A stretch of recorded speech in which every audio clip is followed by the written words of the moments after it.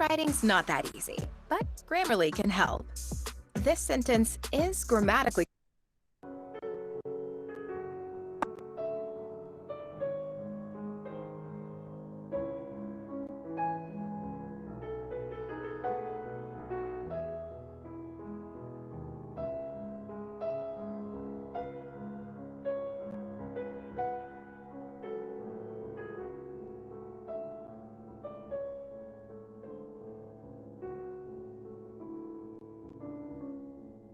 Bienvenidos a todos, ya casi estamos listos para comenzar.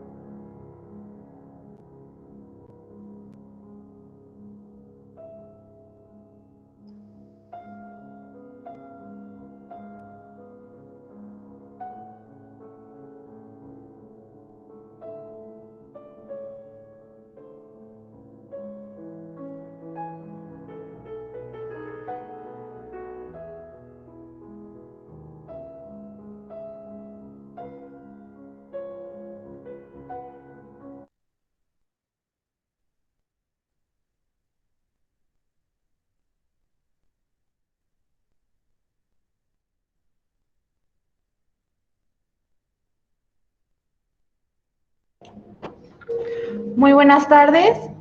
Hoy vamos a recibir a Dominic Kustrak, el cual es un teólogo, pedagogo, comunicador católico y misionero seglar, experto en el tema de la libertad y persecución religiosa. Nació en Polonia en 1974.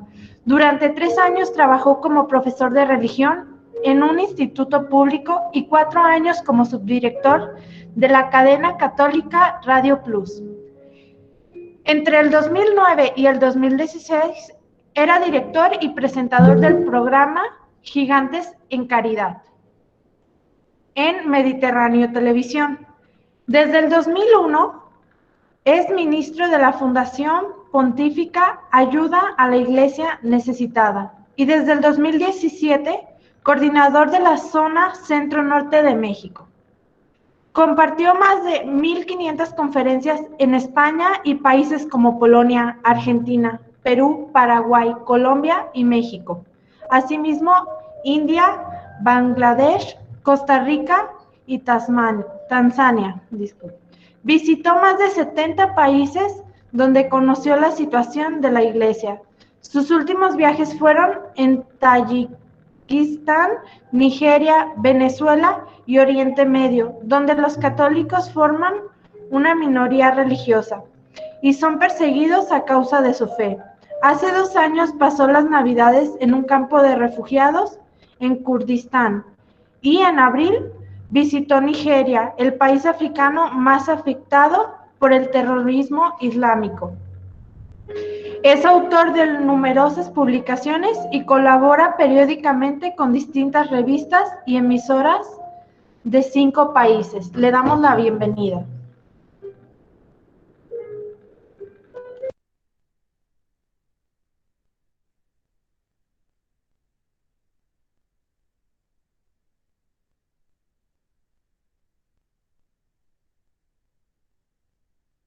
Pues bienvenido, Dominic. Te dejamos aquí con los alumnos del Colegio Niños Héroes en este 60 aniversario virtual. Adelante, sean todos bienvenidos y escuchamos con atención. Muchísimas gracias. Espero que se oiga bien. ¿Se oye bien? Bien, perfecto. Muy bien el audio. Muy bien. Con Muy bien. claridad. Muchísimas gracias de verdad por esta invitación. Es un placer estar con ustedes y celebrar con ustedes este aniversario del Colegio Niños Héroes. Y veo que hay mucha gente conectada, así que mis agradecimientos que encontraron este tiempo para esta conferencia, aunque normalmente yo digo que esto no es una conferencia, más es un testimonio sobre la fe, sobre las vivencias, ¿no?, de los cristianos que viven en los lugares donde quizás no tienen tanto privilegio como lo tenemos nosotros. Hay muchos países hoy donde el cristianismo es perseguido, donde ir a un colegio católico donde van ustedes quizás es correr el riesgo, ¿no?, de perder la vida, de ser encarcelado. Es una situación, ¿no?, una realidad de la Iglesia muy diferente de la nuestra. Fíjense solamente lo que ocurrió en las últimas 2 semanas en Francia, en Niza. Sabemos que los terroristas islámicos entraron a la Basílica de Notre Dame en Niza, mataron a 3 personas, degollaron a una mujer, ¿no? Y apenas ayer hubo otro ataque terrorista en Viena, en Austria, ¿no?, donde un terrorista disparó a varias personas. Este tipo de cosas que a nosotros nos llegan simplemente porque ocurren en los países europeos, pero están ocurriendo en países como, por ejemplo, Pakistán, como, por ejemplo, Nigeria, prácticamente todos los días, y no nos damos cuenta.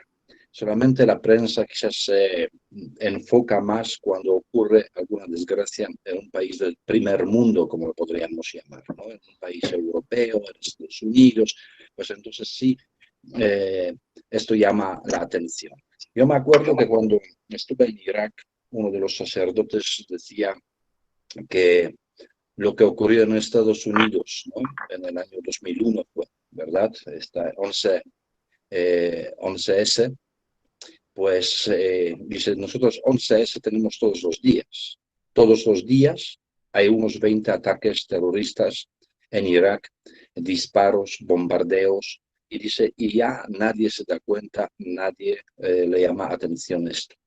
Entonces hoy simplemente yo quería de alguna manera titular quizás esta conferencia como no tengáis miedo, porque este tipo de cosas nos están llegando y nos están asustando lo que está pasando en el mundo. ¿Por qué estas cosas ocurren?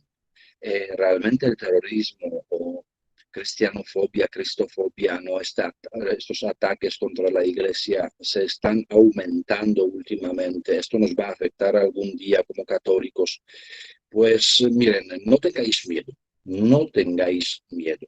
Esto lo repite siempre, ¿no? San Juan Pablo II repetía, pero son las palabras de Cristo cuando resucita, ¿no? Lo primero, cuando se aparece a los apóstoles, ¿no? Dice, no tengáis miedo. Miren, vamos a ir poco a poco. Voy a comentar algunos viajes, voy a contar algunas anécdotas, algunas historias de estos encuentros con los cristianos perseguidos, con los cristianos que viven en una extrema, a veces, pobreza, ¿no?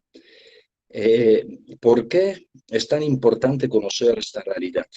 Porque se van a dar cuenta al final de este testimonio que ellos en realidad nos enseñan cómo vivir nuestra fe con más coherencia, quizás vivir la fe con más profundidad, ¿no? No ser tibios, sino ellos son capaces hasta dar la vida por Cristo. Fíjense que hace 2 años viajé a uno de los países donde hay más terrorismo últimamente, donde hay más ataques contra las comunidades cristianas, es Nigeria, un país africano. Y créanme que fue el viaje, yo diría que más peligroso de todos los viajes que hice en mi vida. La primera vez en mi vida visité las zonas donde se formaban nuevos grupos terroristas. La primera vez en mi vida, para visitar estos sitios, estuve acompañado por los marines, por el ejército nigeriano.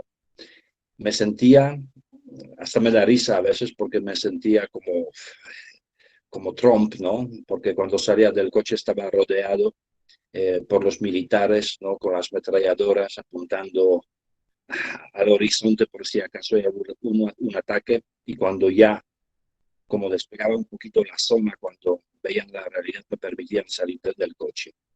Esta situación de alguna manera abrió los ojos y para ver en qué sitio estoy yo, que es un sitio muy peligroso.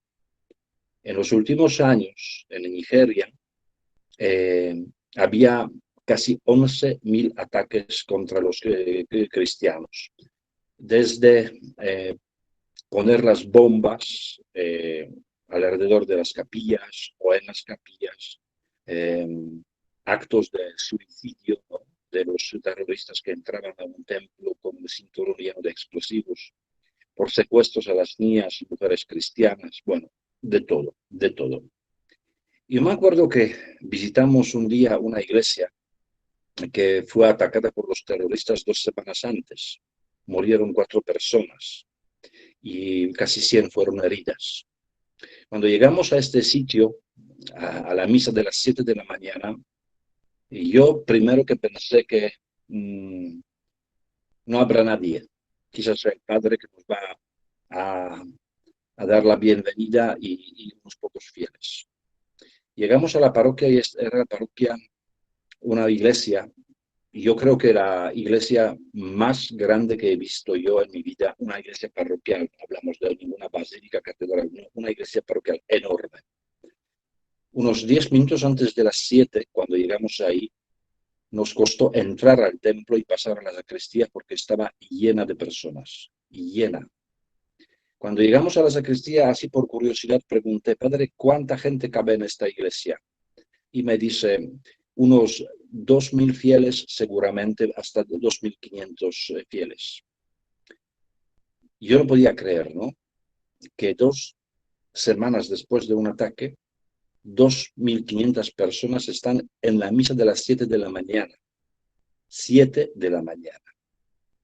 Y la gente simplemente nos decía, no, ni las bombas nos van a asustar y separar del amor de Cristo.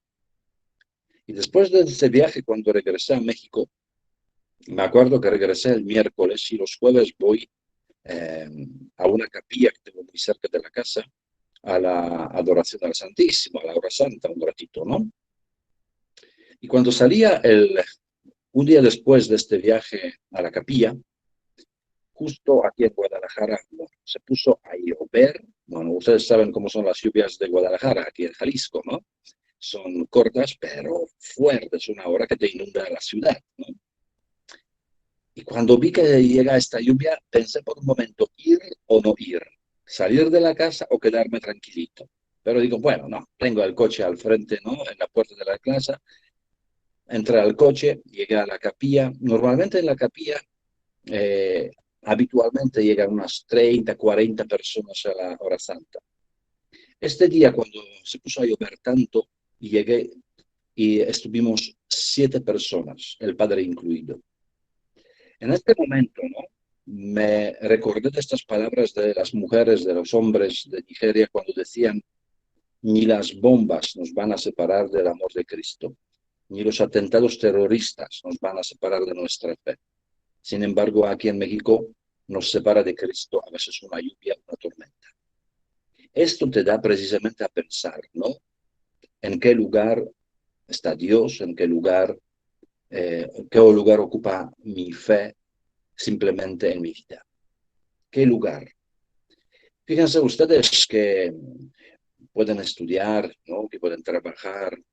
Veo aquí alumnos, padres, maestros. Ustedes son, bueno, somos todos, ¿no? Muy privilegiados porque hasta podemos elegir dónde van a estudiar nuestros hijos, dónde vamos a estudiar. Podemos elegir un colegio católico que no solamente comparte algún conocimiento, ¿no? Sino un colegio que comparte también la formación humana y cristiana. Esto lo podemos, repito, elegir, pero ser católico, ser cristiano, como he dicho, en varios países del mundo, es arriesgarse la vida, es jugarse la libertad.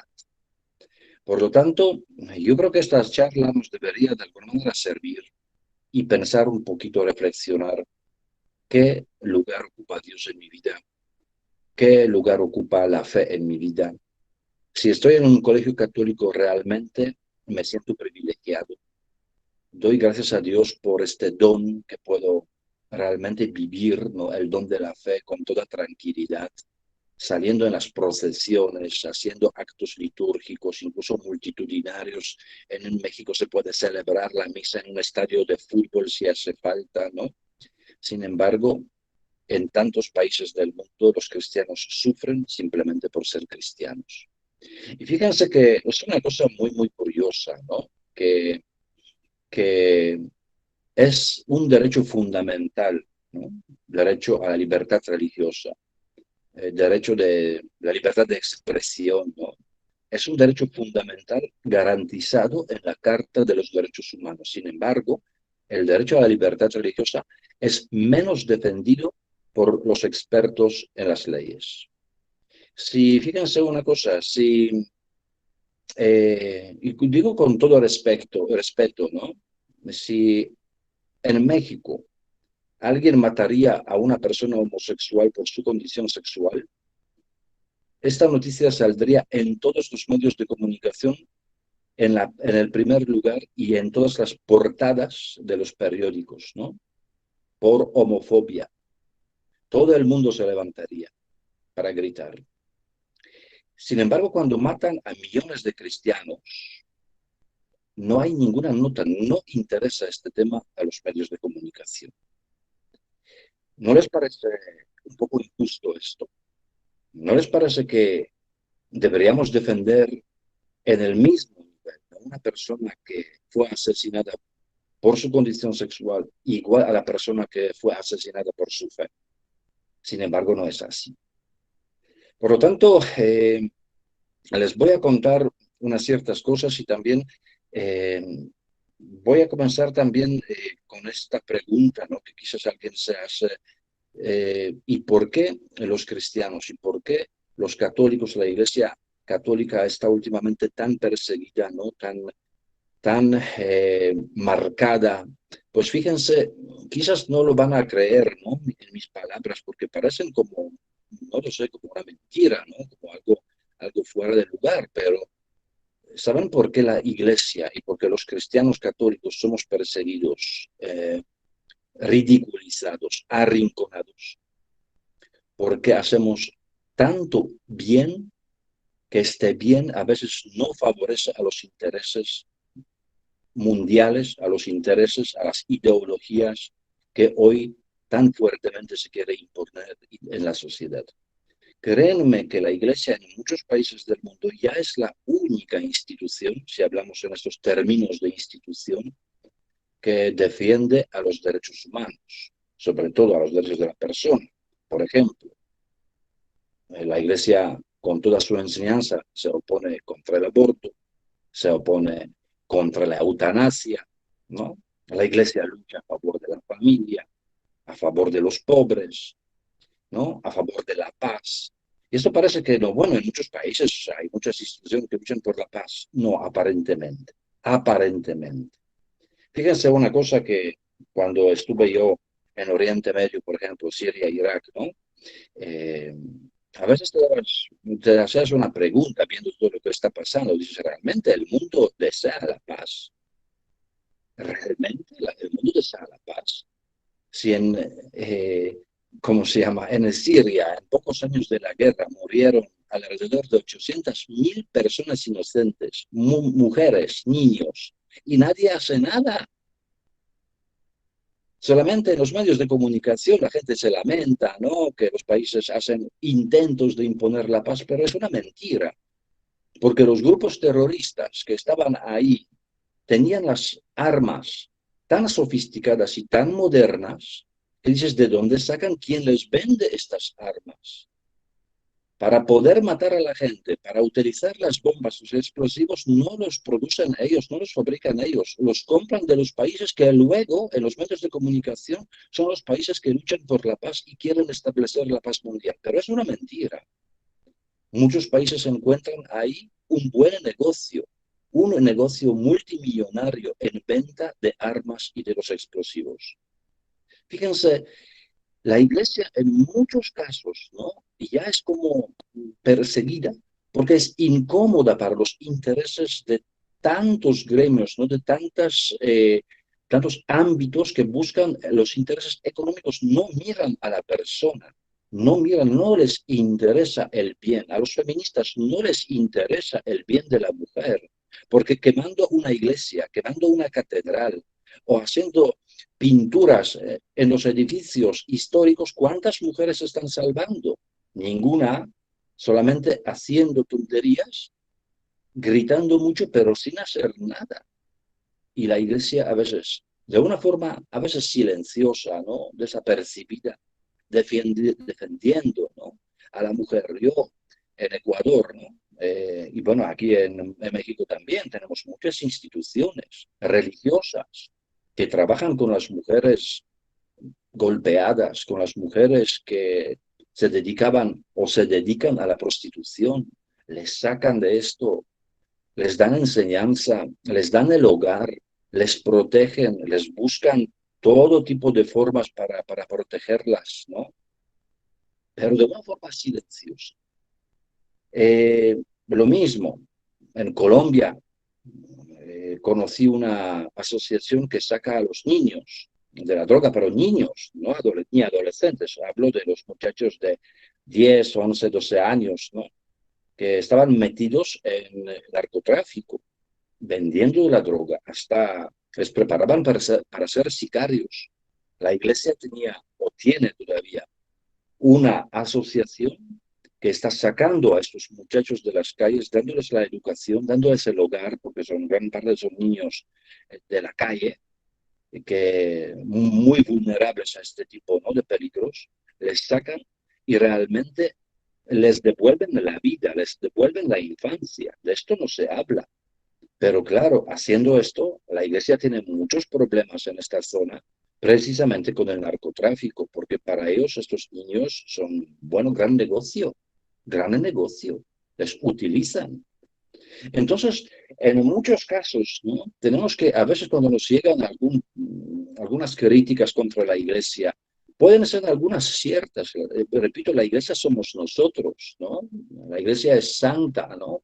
Por ser la iglesia de Cristo, pero pecadora por sus miembros y lógicamente que estamos cometiendo errores. Pero en cambio de criticar, ¿no? De creer en todo, a veces hay que reflexionar. Hay que reflexionar mucho y no opinar con tanta facilidad y compartir algunas mentiras. Pero por esto, repito, somos a veces perseguidos porque hacemos tanto bien y el bien no siempre favorece a los intereses mundiales.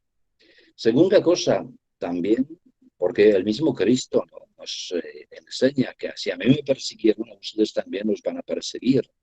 Entonces, ya es como una promesa que Cristo nos da, que, oye, por ser cristiano, por ser católico, yo no te prometo la vida fácil, no te prometo el camino el más fácil de la vida, que todo va a parecer Walt Disney, no, no, no. Cristo nos promete que para muchos ser cristiano va a ser un calvario. Hasta ser cristiano, ser católico a veces provoca broncas, pleitos dentro de la familia, ¿no? Dentro de la propia familia, porque la hija quiere participar en un grupo juvenil, el padre no lo quiere, la madre va a la iglesia, el padre está contra, o al revés. Conflictos a causa de la fe en Jesucristo. Pues fíjense que tenemos que tener esto en cuenta, que hoy quizás esta persecución es muy visible, pero no quiere decir que la persecución de la iglesia, estos ataques terroristas es algo nuevo. No, no, la iglesia sufre la persecución religiosa desde su fundación, quiero decir. 2000 años de la persecución religiosa. Ahora, hay que mencionar una cosa, que No lo dice la Iglesia, no lo dice el Papa y no lo dicen los obispos, lo dicen las identidades, fundaciones totalmente independientes de la Iglesia, laicas, que actualmente el cristianismo es la religión más perseguida en el mundo. Esto es un hecho, ¿no? Otro dato, que esto sí lo confirma el Papa, que hoy hay más mártires en el pleno siglo XX y XXI, hay más mártires a causa de la fe que en los 19 siglos anteriores juntos. Imagínense. En un siglo y pico, ¿no? Hay más mártires por la fe, a causa de la fe, que en 19 siglos anteriores juntos. Si miramos solamente la Segunda Guerra Civil, si vemos la Guerra Civil Española, si vemos la cristiada en México, si vemos todo el daño que hizo el comunismo en toda Europa del Este, en algunos países asiáticos, nos damos cuenta que había miles y miles de mártires, sacerdotes, religiosos, laicos, que les mandaron a los campos de trabajos forzados o simplemente les asesinaron, no por otra cosa, por ser cristiano, ¿no? Y la cristiada aquí en México es, yo creo que el ejemplo más visible, ¿no? Entonces, tengamos esto en cuenta. ¿Y qué está pasando en algunos países ahora para dar como unos ejemplos muy, muy concretos? Miren, quizás ustedes piensan que los cristianos viven la persecución solamente en el Oriente Medio, en algunos países en África. No. Ya vemos la persecución religiosa, por ejemplo, en Latinoamérica. Y vamos a comenzar por los países como, por ejemplo, Nicaragua, Cuba, Venezuela. Ustedes ni se pueden imaginar lo que significa, lo que vive la gente en Venezuela en estos últimos años. Yo estuve en Venezuela hace 2 años, visité varias diócesis de Venezuela, y cuando me invitaron a Venezuela, yo pensaba, ¿ir o no ir? ¿Para qué me voy a Venezuela? ¿No? Es un país caribeño, un país tan bonito, con las playas extraordinarias, con chicas, mujeres tan guapas, ¿no? Que varias ya venezolanas eran mis universo, ¿no?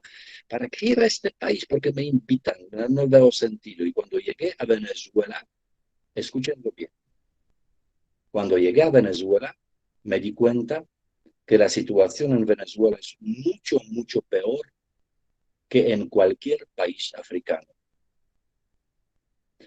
Y fíjense una cosa, hasta en Venezuela yo me considero siempre como un hombre fuerte, ¿no?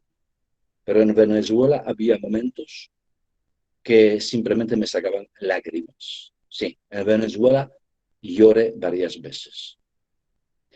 ¿Por qué? Porque hoy la gente en Venezuela, el sueldo mínimo mensual son unos $5 al mes. ¿Qué significa? La gente gana en Venezuela alrededor de 100 pesos al mes. Díganme ustedes cómo se puede vivir con 100 pesos al mes. Imagínense esto. Con $5 al mes la gente se puede comprar un pollo, un poco de harina, leche y se acabó su sueldo mensual. Se acabó. Cuando yo estuve en Venezuela era imposible conseguir paracetamol, que nosotros lo compramos en cualquier tienda de abarrotes o lo compramos en cualquier Oxxo. Ahí era misión imposible conseguir medicamentos básicos. Cuando estuve en Venezuela, he conocido familias cuyos niños de 13, 14 años estaban en grave estado de desnutrición porque no comían lo suficiente. Conocí una familia que tenía un niño de 14 años que se puso a llorar como un bebé delante de mí porque no puede correr, no puede jugar al fútbol, porque no tiene la suficiente fuerza, porque no come bien. Y sus papás no son inútiles, no. Su mamá es enfermera y su papá es maestro en un colegio. Y no ganaban lo suficiente para dar a comer a sus hijos. Esta es la situación de Venezuela. Esta es la situación de Venezuela y lo podría dar una conferencia entera únicamente sobre Venezuela. Entonces, ¿Y por qué digo que la persecución religiosa en Venezuela? ¿Por qué? Porque simplemente en varias ocasiones el gobierno venezolano acusó a la iglesia por conspiradora, traidora, así de claro. ¿Pero por qué? Porque la iglesia trabajando precisamente en Venezuela con los más pobres está visualizando un problema que el gobierno no quiere reconocer. El gobierno venezolano no quiere reconocer que hay una crisis humanitaria. Sin embargo, la iglesia, y yo fui testigo, y les puedo mostrar fotos, videos que hice, que la iglesia de una forma totalmente gratuita, lógicamente, gracias a la ayuda de toda la iglesia universal, incluso de México, que hemos ayudado muchísimo a la iglesia venezolana, puede cocinar en plena calle, lo llaman ollas solidarias. Hacen un guisado, una sopita y reparten en plena calle, en un semáforo, la comida para los niños más pobres, para los niños desnutridos. Yo he visto cómo la iglesia en Venezuela reparte medicamentos gratis, pero gratis. Fíjense, hace un año vino aquí precisamente un amigo mío, un obispo de Venezuela, le hemos invitado antes de la pandemia, ¿no? Todavía aquí, incluso a Guadalajara, Jalisco. Les hemos invitado para que dé testimonio, ¿no? En varios lugares. Y en un lugar, durante la comida, se acercó una señora y dijo: padre, yo soy dueña de una farmacéutica.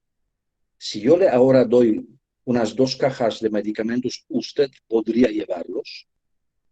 Yo solamente miré al obispo y digo, a ver qué responde, porque estaba con una maleta y le digo, si esta trae cajas de medicamentos, ¿cómo lo va a llevar? Y el obispo, pero sin pensar ni un segundo, dice, por supuesto que sí. Bueno, cuando llegamos a casa, ya las cajas por la mensajería ya nos llegaron antes que nosotros a casa. Y yo digo, monseñor, ¿cómo lo va a llevar? Le compramos una maleta más extra, ¿no? Pagamos esta maleta y usted se lo lleva. Y me dice, Dominic, si incluso no hay otra maleta ni no se puede otra maleta, yo prefiero dejar toda mi ropa, todo lo que tengo, que he traído, pero llevar los medicamentos. Porque estos medicamentos van a salvar muchas personas en mi diócesis.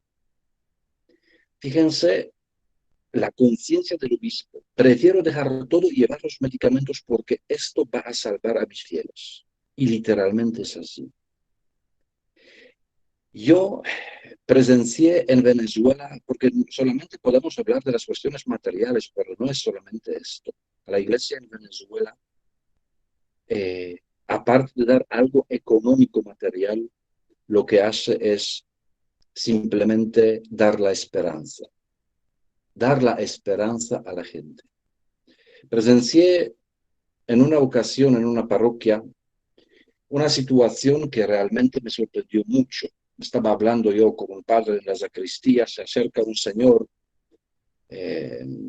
unos 40 y pico años, ¿no? Y dice, padre, ¿puedo hablar un momentito con usted? Pues claro, claro. Se sentaron en el primer banco en la iglesia y yo de vez en cuando checaba, ¿no? Desde la sacristía y veo a este señor de unos 40 y pico años que de repente se pone a llorar como un bebé y sin consolación, ¿no? El padre solamente le escuchaba o le veía llorando y le daba palmaditas en la espalda. Eso duró unos 6 minutos, 7 minutos. El señor se tranquilizó, secó las lágrimas y se fue, ¿no? Cuando el padre regresó a la sacristía, le pregunté, padre, ¿qué fue? Una confesión de toda la vida. Y me dice, no, no fue ninguna confesión. Este señor vino a la iglesia simplemente llorando porque ya no tenía nada para comer para mañana. Estaba llorando de pena porque en la casa como hombre tenía miedo, tenía mejor decir vergüenza, llorar delante de su mujer, llorar delante de sus hijos, pensando qué van a comer mañana. Pues vino aquí, a la iglesia, simplemente para llorar, nada más. Y el padre lo único que pudo hacer, pues, consolarlo, dar un abrazo, unas palmaditas en la espalda y el Señor se fue como más tranquilo, ¿no? Fíjense que a veces no es solamente dar lo material, sino lo espiritual, este acompañamiento a la gente en los momentos tan difíciles. Esto lo hace la Iglesia en Venezuela, esto lo hace la Iglesia ahora durante la pandemia en prácticamente todos los países del mundo, de una forma silenciosa, llevando esta esperanza, este amor de Cristo, ¿no? Manteniendo la fe de los fieles que, imagínense, sin fe en estos momentos, mucha gente llegaría únicamente a suicidarse, a perder toda la esperanza. Por lo tanto, queridos amigos, la persecución religiosa causa tanto dolor. La situación tan precaria de muchos hermanos en Venezuela, ya en Nicaragua, ¿no? En Cuba, es una situación lamentable. Yo les voy a decir, sin hacer ninguna propaganda política ni nada, pero yo lo digo como polaco. Yo he vivido el comunismo en mi infancia, yo sé que es comunismo. No conozco comunismo de los libros, conozco el comunismo de mi vida, de mi propia vida. Conozco lo que es socialismo, que son las promesas del socialismo y del comunismo, pero luego toda la tragedia que trae este sistema detrás de esta ideología llena de flores al principio, ¿no? Las promesas son impresionantes, pero la realidad luego es totalmente diferente.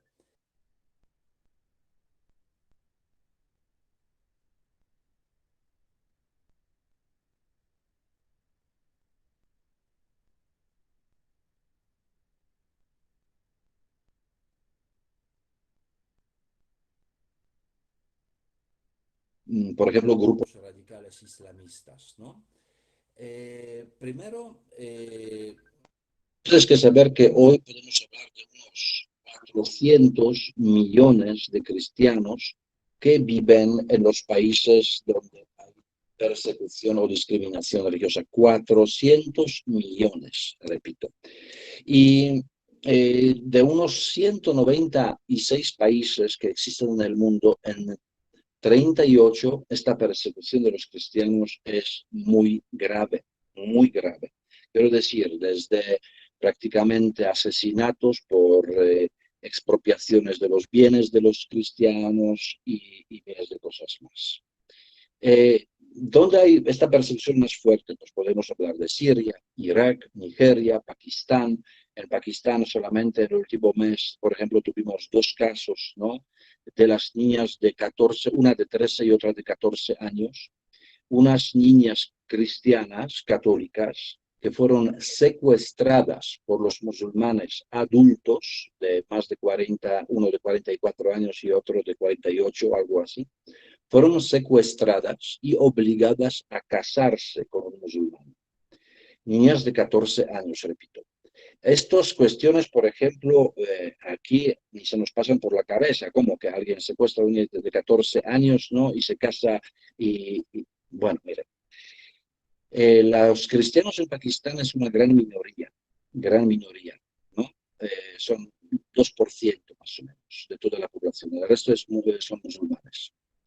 Si yo soy un hombre de 46 años, secuestro a una niña de 14 años, una niña cristiana, la obligo a casarse conmigo, pues la niña a fuerza tiene que recibir el Islam, ¿no? Ya automáticamente como se hace musulmana por ser mi esposa. Entonces hasta los jueces, ¿no? Tú puedes denunciar el caso, pero no te hacen caso. Realmente no te ayudan mucho, ni la policía, ni nada, porque ya la niña ya es musulmana, ¿no? Ya es musulmana y los padres ya no tienen derecho ninguno con ella. Su único, entre comillas, dueño es su propio marido. Y no importa que ella tiene 13, 14 años y el otro tiene 50. No importa. Son casos muy, muy difíciles. La Fundación Ayuda a la Iglesia Necesitada, la que trabajo yo, uno de los proyectos precisamente que estamos financiando en Pakistán, es la defensa, ¿no? Pagar los abogados y todo el proceso, ¿no? Para recuperar estas niñas. Y créanme que es muy, muy complicado. Entonces hay, repito, varios países, 38 países, donde hay persecución sangrienta, donde podemos hablar de secuestros, expropiaciones, matanzas de los cristianos. Y si yo preguntaría a ustedes cuántas veces han oído esto en los medios de comunicación, así, ¿no? Laicos públicos, en Azteca, en Televisa, en los canales abiertos, prácticamente de este tema no se habla nada. Y es un problema que afecta a millones de cristianos en todo el mundo. Entonces, fíjense que podemos también mencionar, ¿no?, los casos, por ejemplo, de los cristianos que yo he conocido familias, realmente familias de las personas, de los mártires de nuestros tiempos, ¿no? Y lo que mucho realmente impacta es el perdón de los cristianos. Créanme que estando en estos países, conociendo a las personas que fueron afectadas, ¿no?, de una manera directa o indirecta por esta persecución religiosa, que han perdido todo, que viven en los campos de refugiados, nunca he oído jamás en mi vida como ganas de venganza. Todo lo contrario. La gente sabe perdonar hasta los asesinos. Y la gente realmente reza por estas personas. Es un impactante video que pueden encontrar en las redes sociales, sobre todo en YouTube, ¿no? Una niña que se llama Miriam, ahora ya tendría unos 13 años, pero entonces cuando la entrevistaron tenía 10, 11 años, que simplemente decía, los pobres terroristas, ¿no?, lo hacen porque no saben lo que hacen. Y hay que rezar mucho por ellos. Yo les perdono y rezo mucho por ellos. Una niña de 10, 11 años. Fíjense que ellos también nos enseñan precisamente a vivir esta fe, como lo decía, con más coherencia, ¿no?, con más profundidad. Nos enseñan a perdonar, porque mientras ellos son capaces de perdonar a una persona que les quitó la vida de un familiar, ¿no? A nosotros a veces nos cuesta perdonar al otro porque nos debe 20 pesos, porque no nos llamó por el día de cumpleaños, ¿no? Porque no lo sé qué, ya le bloqueamos en Facebook, ya le bloqueamos en WhatsApp. Tantas cosas, ¿no? Con cuántas estupideces que vivimos nosotros que no tienen ninguna importancia. Sin embargo, ellos son capaces, repito, de perdonar a los asesinos, a los asesinos. Hay un caso de un chico de apenas 14 años, ¿no? Nauman Masih, un niño que fue simplemente el Viernes Santo, iba a la iglesia celebrar la pasión de Cristo. Por el camino se tropezó con unos jóvenes musulmanes, reconocieron que es un niño cristiano, comenzaron a golpearle hasta que le rociaron de gasolina y prendieron fuego, ¿no? El niño llegó al hospital con 55% del cuerpo quemado. Agonizaba 24 horas, ¿no? Murió al día siguiente. Y este chico, Nauman Masih, varias veces antes de la muerte, simplemente decía, perdono a los que me han hecho esto. Perdono a los que me han hecho esto. Sabiendo que va a morir, supo perdonar a las personas que le hicieron el daño, ¿no? Por eso hay, ¿cómo se llama? La frase que me gustó mucho de un amigo mío que trabaja en Irak, que me dice, Dominic, aquí los cristianos perdonan antes que se les hable del perdón. Aprendamos de ellos, saber perdonar, ¿no?, a los que nos rodean. Otra cosa, y quizás la última, y luego me gustaría que ustedes hagan algunas preguntas, ¿no?, sus comentarios si quieren, porque yo, repito, yo no quiero que sea esto una conferencia, sino como un espacio, ¿no?, el tiempo de un poquito reflexionar sobre nuestra fe, sobre nuestra vida. ¿Cuántos de ustedes tienen la Biblia en casa? Supongo que todo el mundo, al menos el Nuevo Testamento, ¿no?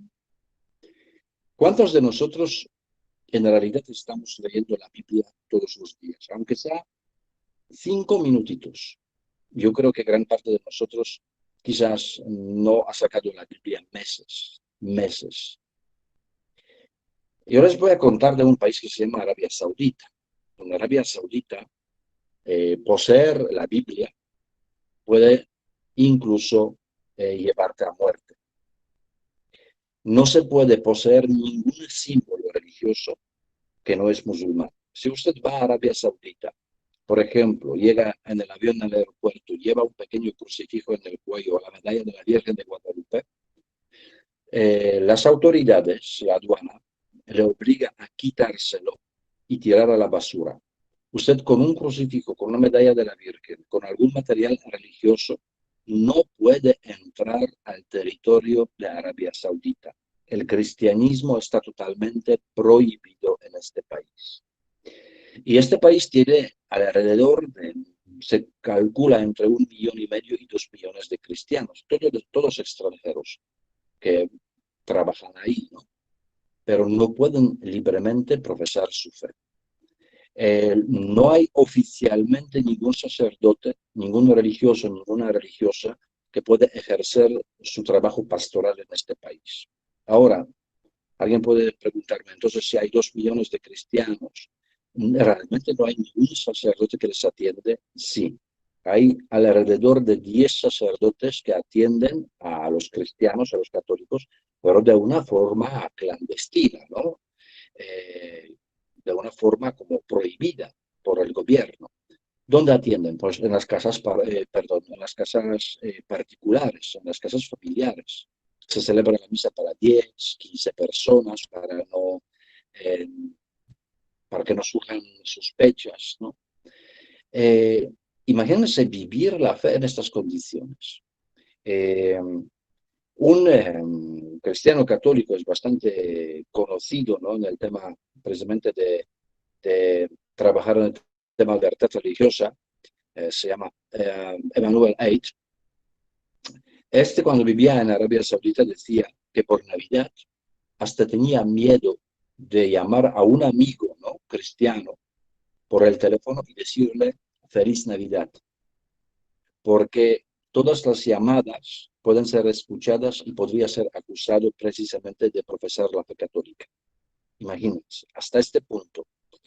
Yo creo que esto ya han quitado, pero hubo una época que si tú mandabas un mensaje por WhatsApp, ¿no?, que contenía la palabra Jesucristo, Biblia, católico, este tipo de cosas, el WhatsApp bloqueaba el mensaje. El mensaje no llegaba al destinatario. Eran censuradas en las redes sociales las palabras que estaban vinculadas con la fe cristiana. Pues repito, imagínense ustedes qué vida llevan los cristianos ahí. Y no solamente los cristianos, ¿no? Por ejemplo, todo tipo de libertades en Arabia Saudita. Los derechos de la mujer, por ejemplo. No, hay que averiguarlo un poquito, ¿no? Porque aquí a veces nos quejamos de cualquier cosa, sin embargo, no vemos grandes problemas en el mundo, por ejemplo, en Arabia Saudita, ¿no?, en Pakistán, en Irak, Siria. Y yo creo que con esto yo terminaría simplemente porque, repito, es muy difícil, ¿no?, en 45 minutos dar este tema, dar un testimonio de todo lo que he visto, contar estas historias. Quizás cuando ya se termine esta pandemia, quizás sería bueno, ¿no?, ya con fotos, con videos, estar en su colegio de una forma presencial, contarles un poquito estas historias, estos testimonios que son tan valientes, testimonios de nuestra fe. Y precisamente para hacer como un resumen de todo, ¿no? Primero, yo les pido a todos ustedes que valoren lo que tienen. Desde estos dones como privilegios espirituales, como poder profesar la fe de una forma totalmente libre, hasta por lo material que tenemos. A veces nos quejamos de tantas cosas, pero en realidad somos muy privilegiados, muy afortunados. Y cuando somos afortunados, privilegiados, deberíamos realmente dar gracias a Dios todos los días, ¿no? Yo les voy a mostrar una cosa que he traído desde Nigeria, donde ya he hablado, ¿no?, que los cristianos son, bueno, perseguidos, asesinados, donde hay mucha miseria, mucha pobreza. Y ahí me regalaron precisamente esto, ¿no? Parece como un gran rosario. Tiene 200 cuentas. ¿No? Yo pensaba que son es precisamente rosario, los cuatro partes del rosario, ¿no? Sin embargo, no. Es una coronilla. ¿Y cómo la gente reza esta coronilla? Pues miren, cada vez cuando tocan una cuenta blanca, no dicen nada más que gracias Jesús, gracias Jesús, gracias Jesús. Cuando llegan a esta cuenta roja, como con más confirmación, ¿no? Como con más profundidad, dicen, oh, gracias Jesús. Y así 200 veces simplemente repitiendo la palabra, gracias Jesús, gracias Jesús. Y no es todo. Esta oración, la gente en Nigeria reza 5 veces al día. Quiero decir, a pesar de la persecución, a pesar de tantos problemas que enfrentan, son capaces 1000 veces al día decir gracias Jesús. Nosotros que somos tan privilegiados y tan afortunados, ¿cuántas veces al día decimos gracias Jesús por todo lo que recibo? Segunda cosa que les pido es rezar por los cristianos perseguidos. Realmente nuestra oración, y yo creo que es lo más valioso que podemos darles. No cuesta nada rezar por ellos. Que cada día, ¿no? Con un Padre Nuestro, con una Ave María, pidamos por los que sufren a causa de su fe. Tercera cosa, les pido que simplemente sepan ustedes defender nuestra fe. Yo creo que nosotros los cristianos católicos, yo creo que somos los más como avergonzados de nuestra fe. Fíjense, están a veces insultando al Papa, están insultando a la Virgen, están burlándose de los cristianos, de los católicos, y nosotros no reaccionamos de ninguna manera. No sabemos defender nuestra fe. Nos cuesta tanto a veces ser testigos de Cristo, ¿no? Ser testigos auténticos de Cristo, sin avergonzarse. Miren, si la fe la percibimos como un gran don, como un gran tesoro en nuestra vida, ¿por qué no lo compartimos? ¿Por qué no somos orgullosos de ser católicos? Y a veces, repito, qué difícil es hoy profesar la fe, dar testimonio de Jesucristo en el lugar del trabajo donde estamos, en el colegio, ¿no? En la universidad. Que sepamos realmente defender nuestra fe, ser orgullosos de este don recibido de Dios. Y bueno, pues yo también les pido las oraciones por mí, para que este trabajo que estoy realizando también dé muchos frutos. Les deseo a todos ustedes que sean bendecidos por el Señor, ¿no? Les deseo que realmente este tiempo de la pandemia, que estamos más confinados, que precisamente no nos podemos ahora ver de una forma presencial, que pasamos tanto tiempo en casa, que este tiempo lo veamos como un tiempo también de muchas oportunidades, ¿no? Aprovechar bien este tiempo, acercarnos al Señor, quizás rezar más, como también quizás leer más la palabra de Dios, ¿no? Aprovechar el tiempo con la familia, que realmente este tiempo depende cómo lo vemos de nosotros. Lo podemos ver como la cárcel, ver como una desgracia, o lo podemos ver como un tiempo de muchas oportunidades, de aprendizaje, de crecimiento personal. Todo depende de nosotros. Y les deseo que sepan aprovechar este tiempo y que pronto nos podamos ver de una forma ya presencial en el colegio. Pues muchísimas gracias por escucharme. Dios les bendiga a todos.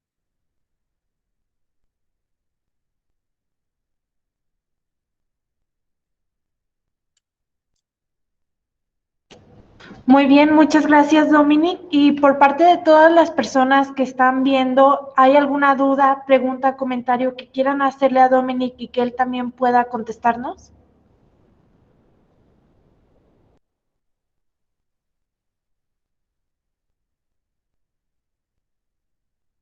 Yo en lo personal quiero hacer un comentario de que de verdad me agradó mucha plática, me llamó mucho la atención, y pues no sé, se me hizo bastante interesante la verdad.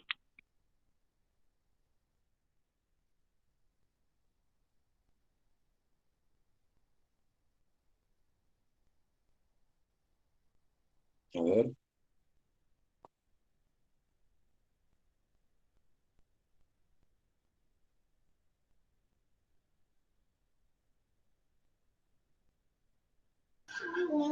Buenas noches, Domini. Buenas noches. Soy el maestro Enrique o el profe Quique, para usted con mucho gusto, Quique. Quiero preguntarle que nos pudiera ilustrar, usted que vivió el comunismo en Polonia, fuerte, de donde salió San Juan Pablo II con una lucha incesante para transformar el mundo de una manera mejor. ¿Cómo podríamos comparar lo que está pasando hoy en México en cuestión de nuestras autoridades, los cambios que está haciendo con Venezuela y con lo que usted vivió en su país? Ok. Miren, lógicamente que lo que está pasando en México no se puede comparar con el comunismo en Polonia, ¿verdad? No tiene nada que ver. Sin embargo, sí hay cuestiones, por ejemplo, similares, ¿no? De cuando hay un populismo, cuando hay un socialismo, son cuestiones similares. Además que en todos los países eh, funciona el socialismo, el comunismo según ¿cómo decirlo?, como una guía, ¿no? Según el libro.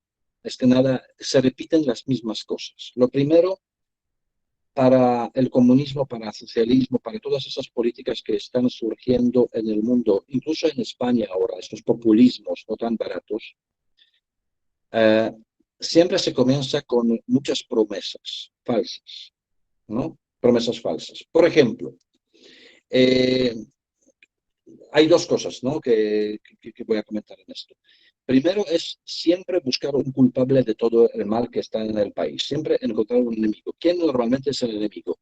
El rico, ¿no? El comunismo siempre te va a decir, los ricos es la causa de todo el malestar del país. Esto es una mentira, desde el principio es una mentira, ¿no? Lo primero, que aunque los ricos a veces son ricos y a veces, lógicamente, que no nos... a la gente que tiene menos siempre les llama la atención, hoy cómo llegaron a esta riqueza y no lo sé qué. Bueno, esto es como secundario, pero recuerden una cosa, y yo lo digo de experiencia, ¿no?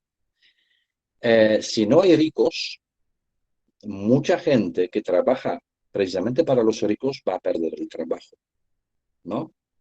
Las personas que realmente disponen de, una, de un patrimonio dan trabajo a muchos, ¿no? Si desaparecen estos ricos, porque se van a otro país porque no ven aquí las posibilidades de desarrollarse, mucha gente va a perder el trabajo, ¿no?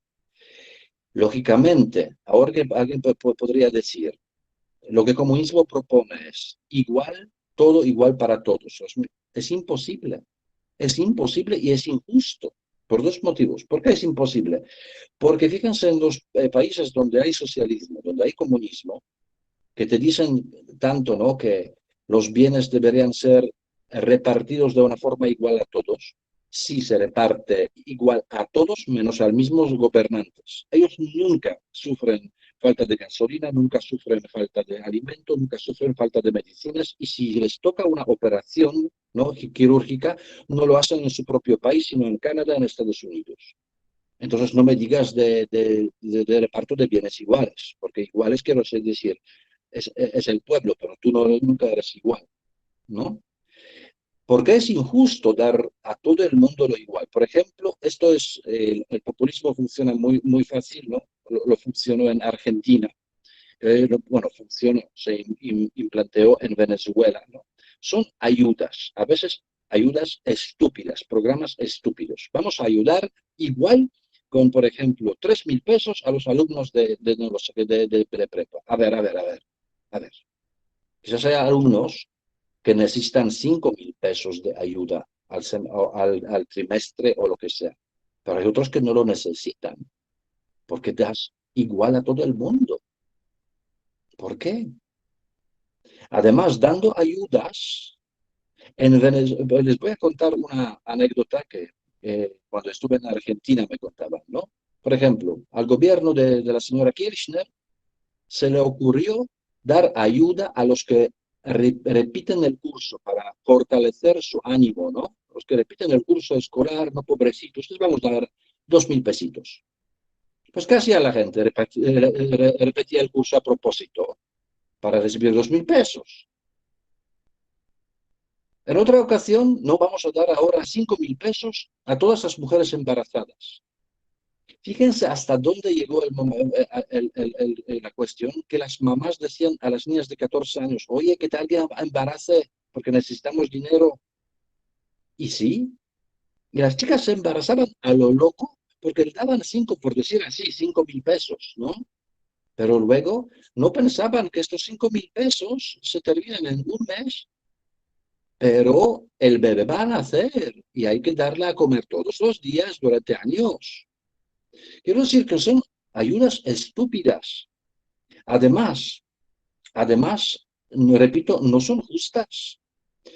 ¿Por qué? Porque en Polonia surgió una cosa, cuando daban ayudas a todo el mundo, la gente se acostumbró a no hacer nada, a no progresar en la vida. Solamente la gente, me disculpen la palabra, ¿no? Pero huevones, esperando solamente a que llegue la ayuda del gobierno, sin hacer nada. Quiero decir, este tipo de ayudas estúpidas, ¿no? Dar gratis todo a la gente, no provoca que la gente avance en su vida, progrese en su vida, que la gente luche, no. La gente se acostumbra a no hacer nada porque me dan, ¿no? Entonces, miren, piensen ustedes y reflexionan un poquito. Yo prefiero que el gobierno no me dé ninguna ayuda, sino que el gobierno me dé el trabajo digno y con el sueldo que yo pueda elegir lo que quiero comprar, lo que quiero comer y en qué quiero implantar mi dinero. Yo no quiero que nadie me dé dinero. Yo creo que precisamente, ¿no? La dignidad humana es trabajar con un sueldo digno y que yo pueda decidir dónde mi hijo va a estudiar, dónde voy a comer, si voy o no voy de vacaciones, si cambio la ropa o no cambio, y qué quiero comer hoy. Que yo decida, no es que me traigan 3 kilos de arroz, 3 latas de sardinas y yo feliz, ¿no? Porque sin trabajar me dan gratis. No, porque esto se forma como un gobierno, como repito, en todo el sistema político, ¿no? En Europa del Este, durante el comunismo, un gobierno paternal. Pero no es un gobierno paternal, es un gobierno de padrazo, ¿no? Que te da algo cuando le apetece. Entonces, estas cosas son muy, muy falsas, ¿no? Muy falsas. Y luego, lógicamente, todo es, repito, todo es Walt Disney, todo son muchas promesas, pero al final, cada vez la sociedad, ¿no? Está como interiormente, ¿no? Dependiente del gobierno, la gente pierde la esperanza, la gente pierde como el brío de la vida, ¿no? Esto es lo que yo veo, por ejemplo, en Venezuela muchísimo. Fíjese una cosa, y lo último que voy a comentar a este tipo. Siempre los gobiernos populistas, socialistas, comunistas y todo esto prometen, ¿no? Grandes cosas, ¿no? Siempre culpan a los ricos. Pero fíjense una cosa. Si yo soy rico ahora y tengo, por decir así, ¿no? 50 millones de pesos, si llega aquí, por ejemplo, a México, un sistema político que sé que no me va a ayudar nada, que me va a agobiar, con este dinero, si yo soy rico, yo me voy a Panamá, o yo me voy a Colombia, o me voy a Estados Unidos, ¿no? A mí, de alguna manera, si soy realmente rico, a mí no me va a afectar mucho una crisis política o, ¿no? Toda la situación del país. Yo tengo lo suficiente dinero para cambiar mi vida y llevarla en el mismo nivel. Lo que ocurrió en Venezuela, la gente rica se fue de Venezuela y vive perfectamente. En Caribe, en Estados Unidos, en Miami, lo que sea. ¿Qué pasa con la clase, cómo se llama? La clase media desaparece. La clase media se convierte en la clase baja. ¿Saben ustedes los maestros, no? Ustedes, profe, ¿no? ¿Cuánto gana ahora mismo en Venezuela un maestro? Pues $6, 120 pesos. Un maestro. Los maestros hoy en Venezuela, que era la gente de clase como mediana, hoy los maestros no van a dar clases en los colegios porque no les alcanza para pagar el transporte público, prefieren quedarse en la casa. No van a los colegios. Los chavos a veces de 7 horas lectivas en el colegio tienen 2, porque 3, 4 profesores hoy no llegaron al colegio porque, repito, no es porque no quieren, no les alcanza para pagar el transporte público para llegar al trabajo. Eso quiere decir, ¿no?, que la clase media baja ¿cómo se llama? La clase baja. Los profesionales de la clase media, ¿qué hacen? Huyen del país. Si yo soy ingeniero, si yo no sé qué es, electrónico, ¿no? Si yo soy informático bueno, yo no me quedo en este país. Por eso tenemos 5 millones de venezolanos que en los últimos 4 o 5 años se han ido del país. La gente realmente bien preparada ya se fue de Venezuela. Hoy usted va a muchos hospitales en Venezuela. ¿Sabe quién va a atender en el hospital? Un chico de 21 años, 22 años que está en el tercero de medicina, que apenas aprende las cosas y le ponen en el quirófano. Porque no hay médicos, hay muy pocos médicos realmente especializados. Todos se fueron del país.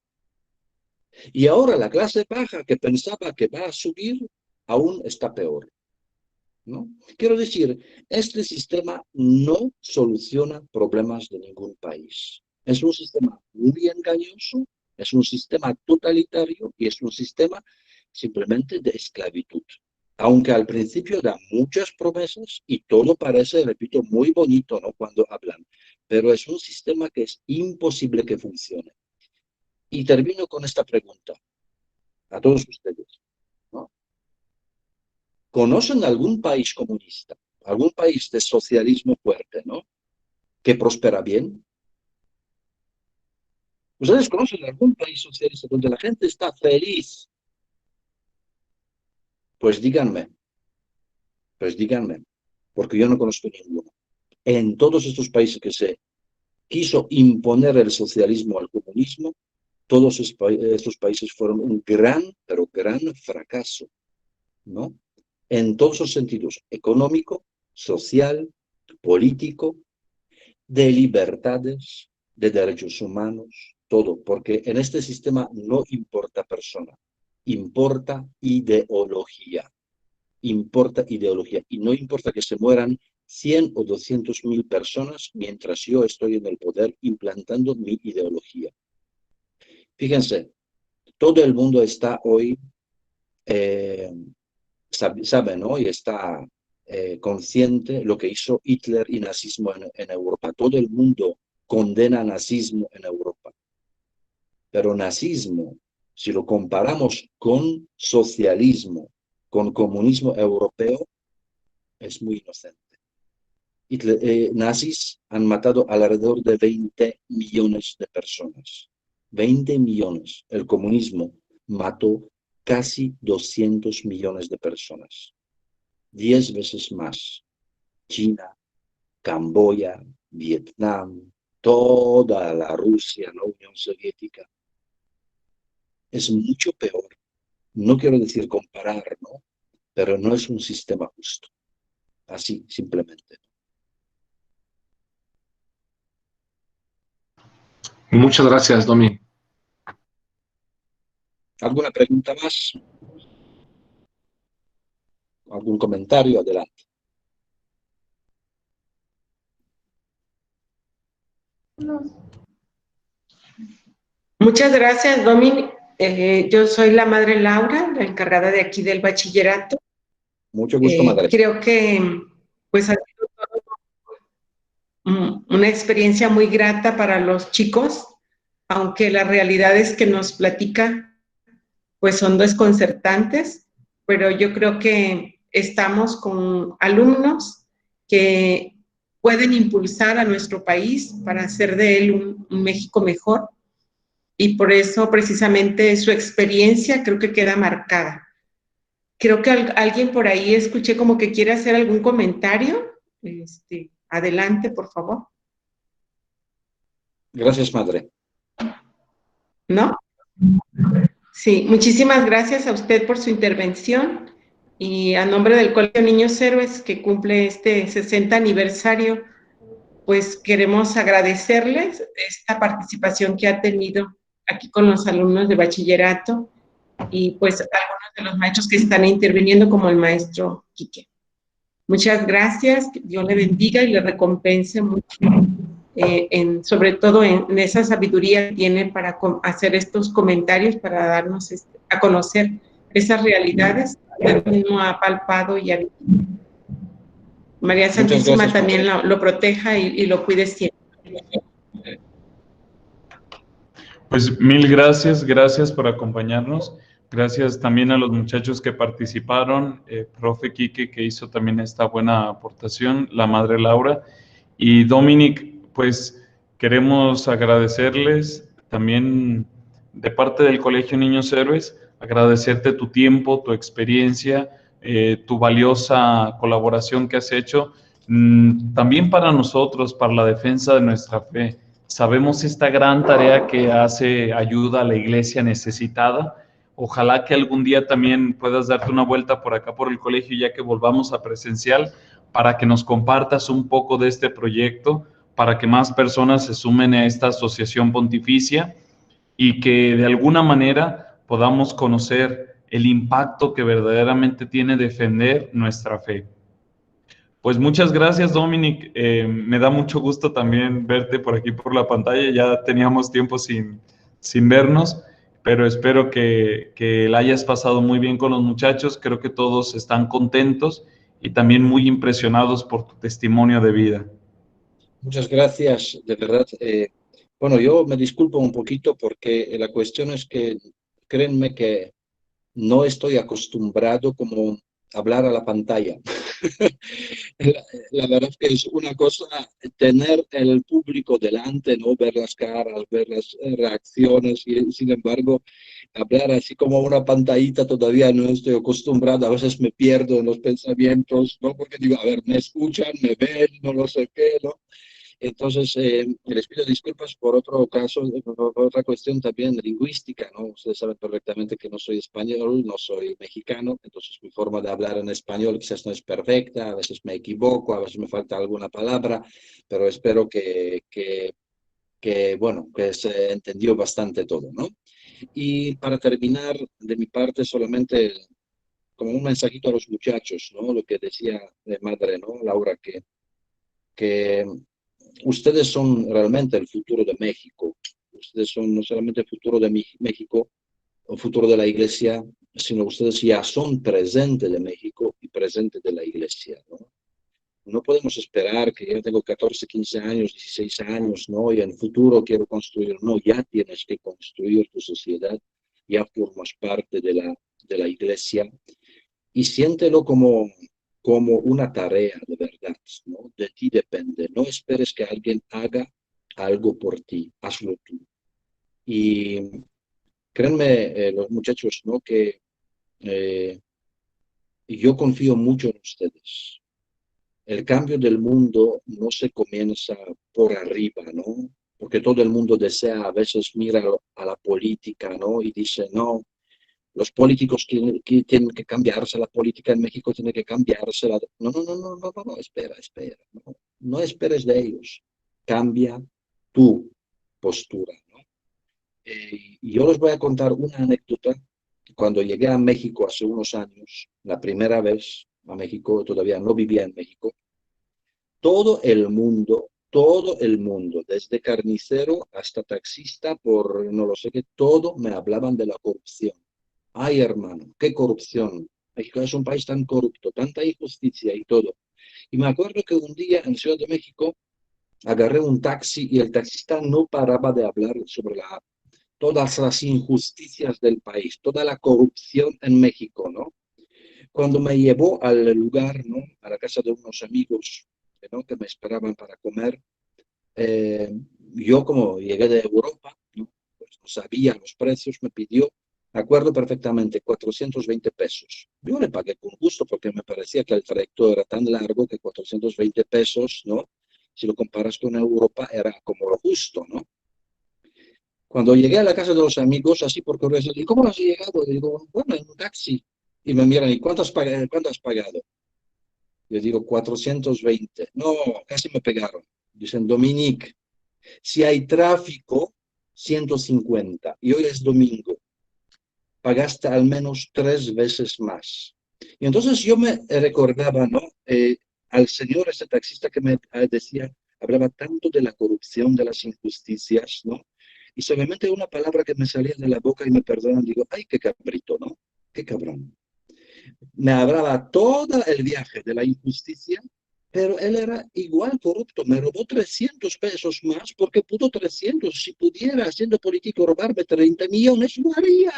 Quiero decir, no comiences a esperar de la gente, ¿no? Las cosas que cambien, cámbialo tú. Sé tú honesto en tus trabajos. Sé tú honesto con tus vecinos. Sé bueno con tu familia. Simplemente comienza el cambio del mundo comenzando por ti.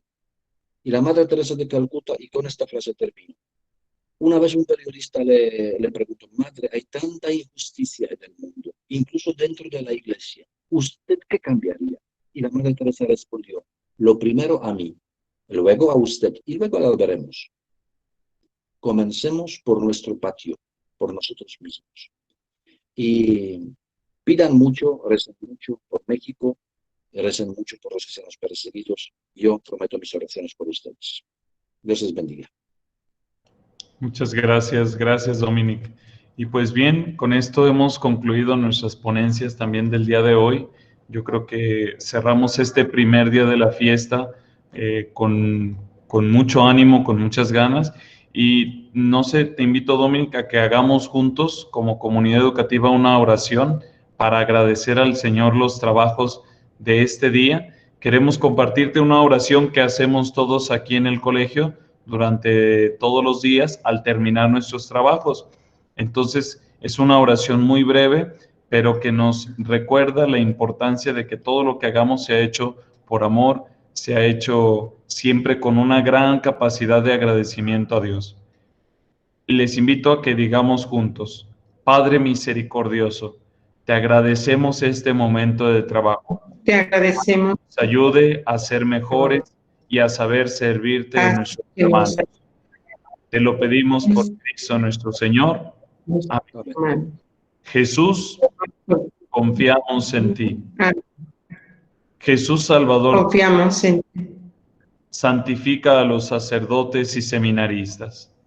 Corazón de Jesús, que en el Santísimo Sacramento eres víctima de la ingratitud de los hombres, recibe nuestro amor en desagravio.